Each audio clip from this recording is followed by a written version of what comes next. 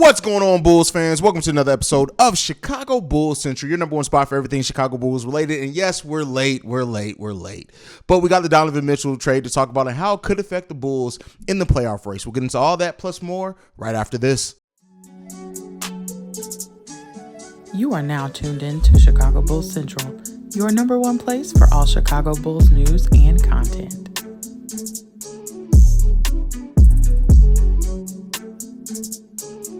All right, Bulls fans. So, as I'm sure everyone has heard by now, the Cleveland Cavaliers have traded for Donovan Mitchell. They do send Colin Sexton, Ochai Agbaji, Lauri Markkanen, a bunch of picks over to the Utah Jazz for Donovan Mitchell. Now, there's been a lot made about this. Like, you even see like the Cleveland Cavaliers took a big jump in their odds to win the NBA title. And I'm looking at this trade and thinking to myself that while Donovan Mitchell is a very talented player, a hugely talented player, don't get me wrong. I don't want to overlook how talented Donovan Mitchell has been, but really looking at this, how is this going to really work out with Darius Garland and Donovan Mitchell in the backcourt together? You have two 6'1" guards, while very talented, in the backcourt. And the Cleveland Cavaliers, Isaac Okuro's defense is going to be even more important now. It's going to be hugely important, as well as having Jared Allen healthy. What does Evan Mobley, what type of leap does he take in the second season? This is going to be an interesting team to watch. But it doesn't put any fear in my heart. The Utah Jazz get a great package back. And they've gotten great packages back all season, right? So they get Ochai Agbaji, Lauri Markkanen, Colin Sexton, a bunch of picks. They now have 13 unprotected picks through 2029. Well, there's some that have swaps. There's some light protection on a couple of those, but for the most part, unprotected picks. The Utah Jazz in this are the winners in this trade. While the Cleveland Cavaliers get a better player than Colin Sexton, I do think that Donovan Mitchell is the better player. But when you look at giving up a young player like Ochai Agbaji, a player that in me doing these draft profiles on this channel I was very high on his potential. You also send over Colin Sexton, who is a very similar player to Donovan Mitchell as far as size, how he gets his buckets, things like that. To add Lauri Markkanen to that, to a front court that now could have a not hugely talented, but a talented nonetheless front court in Walker Kessler and Lauri Markkanen, young players in Walker Kessler, Ochai Agbaji, Colin Sexton, all still very young, as well as a bevy of first-round picks that they have. And they could be coming for the Utah Jazz. The Utah Jazz did what most fans would want their team to do in a rebuild. They bring in some young talent that they can take a look at, maybe develop, see what they turn into, while also having some future bites at the apple with that number of first-round picks that the Utah Jazz have gotten over the course of this summer. The Utah Jazz have set themselves up extremely well going forward, and they have enough talent on their roster where they could be a fun team to watch even this season, depending on Colin Sexton probably isn't going to play most this season.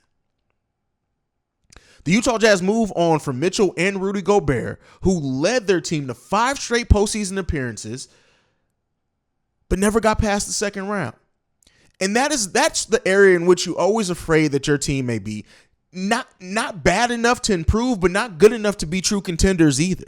The Utah Jazz now, they reload, they retool, and rebuild all in one whop.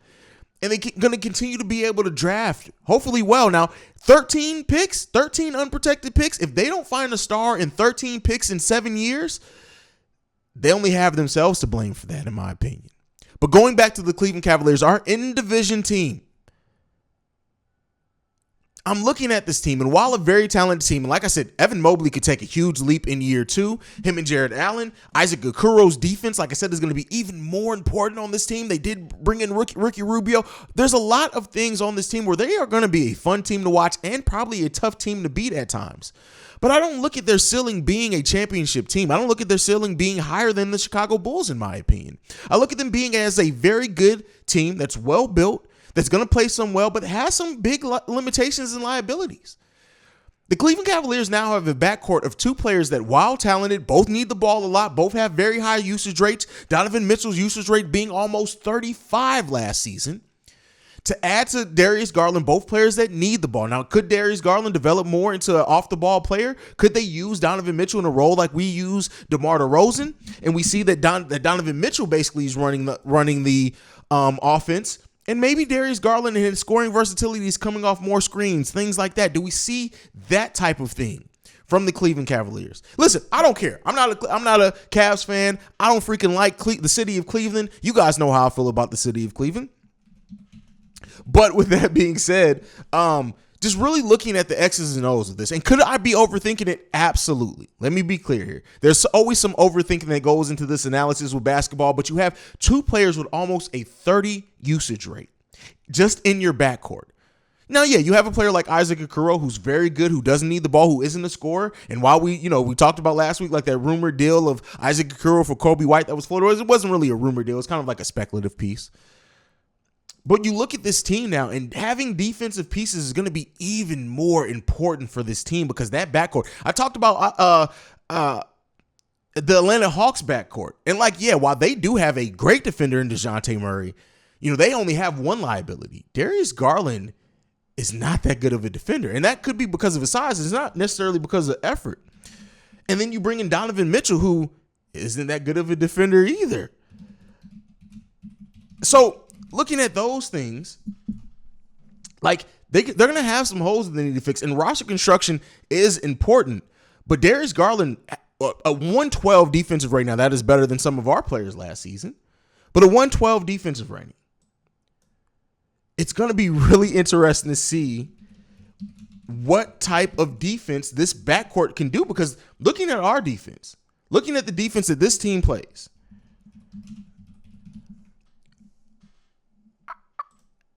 even with Ayo Dusnumu out there, I'm not hating our matchup in the backcourt. Now the frontcourt is a completely different story, right? I don't want to belabor that point or act like it's not an issue. It actually is. But what this team does, with having two players with both around a 112 defensive rating last season, what this team is going to do is going to be a huge question, how their backcourt is going to be able to stand up defensively. The frontcourt, solid.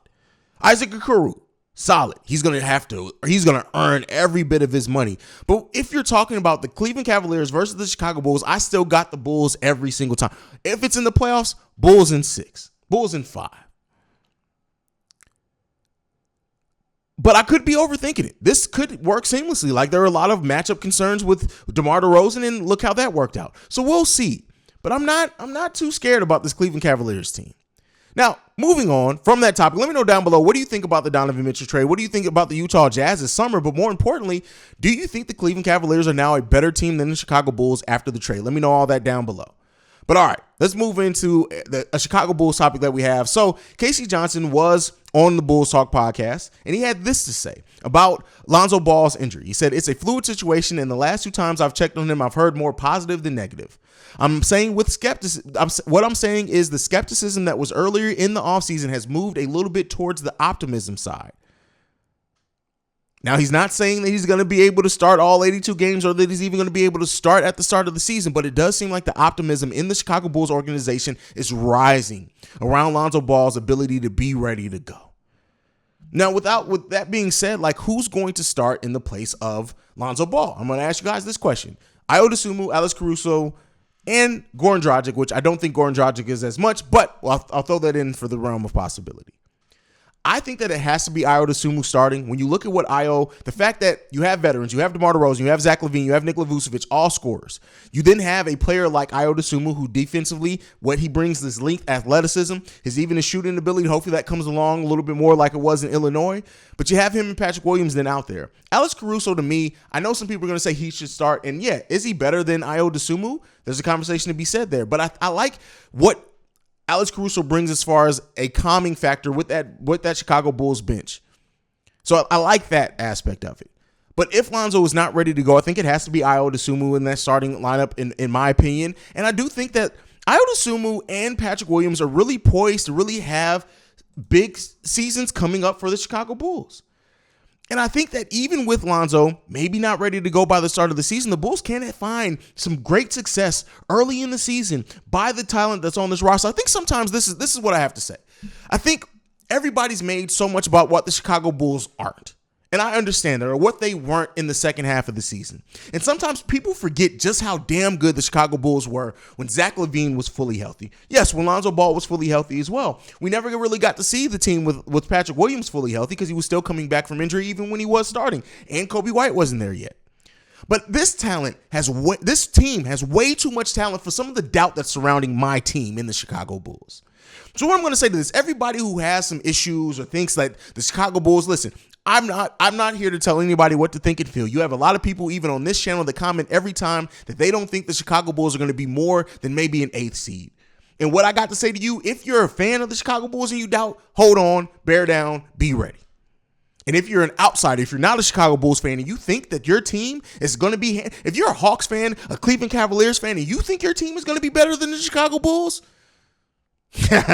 listen, I'm not worried about you. I'm not worried about the Cleveland Cavaliers. I'm not worried about the Atlanta Hawks. The teams that I'm worried about are the Miami Heat, the Milwaukee Bucks. Definitely worried about teams like them. The Boston Celtics for sure. But that's the tier of teams that I'm worried about when it comes to the Chicago Bulls. You can give me your 5th, 6th, 8th seed expectations all you want. I'm not hearing it. I'm seeing red all day, every day. And yes, while I try to be objective the way that I review and talk about this team, I have faith in my team. And I'm looking at this team. I'm looking at the talent here on this roster. And I'm saying that the Bulls are going to shock some people this season. Am I saying we're going to be championship contenders? No, I would not say that. That has to be proven on the court.